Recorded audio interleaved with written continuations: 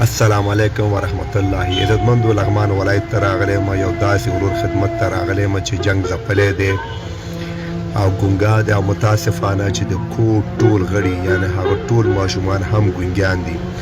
عزتمندو راغلی یم چې د نږدې نه وګورم وس په مطابق ورسره مرسته وکړم.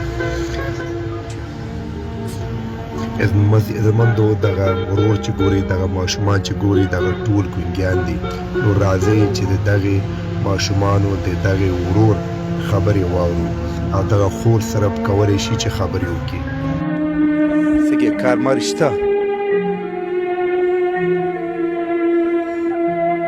خبرې نشي کولی.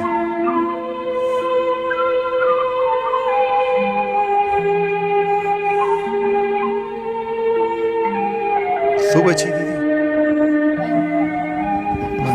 خورې دا څه وایي؟ کار به پیدا نمیشه، کار کردن نمیتونم، چشمم چاقو خورد، چیز عملیاتم شده، از با عملیات میشه. یه عملیات شده؟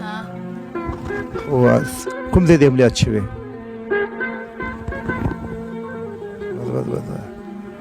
خب عزتمندو دغه ورور هم عملیات شوی دی او وای کار روزگار نشته دی.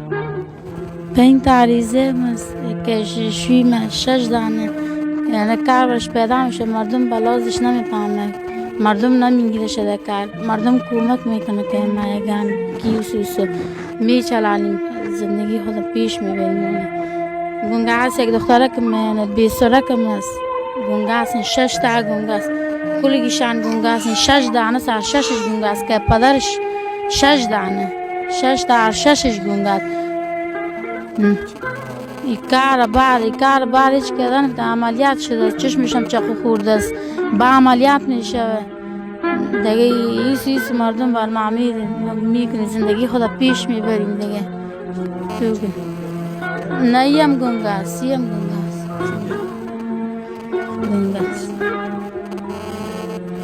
یعنی میال خرمانده مردم لگیا بود، نانم نخورده شتکه ما چیز نداریم، دهانه یک پکارت نداریم، هیچ چیز نداریم. نه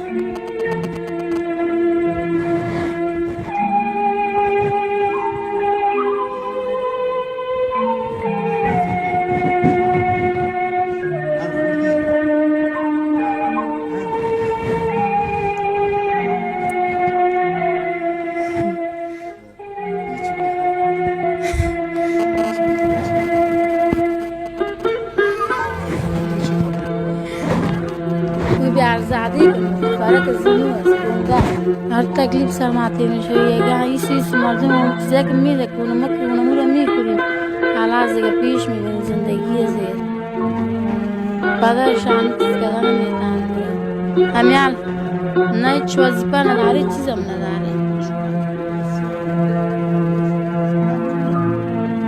نمیشه دیگه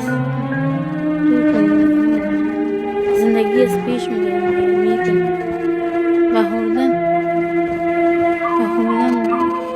باشا خود ایران هستیم، بسیار خود ایران هستیم. یعنی میال خواب بودم خیستم خدا مدد عن ریزیکه مگوش نبی مدد عنش که مکتب میباشیم.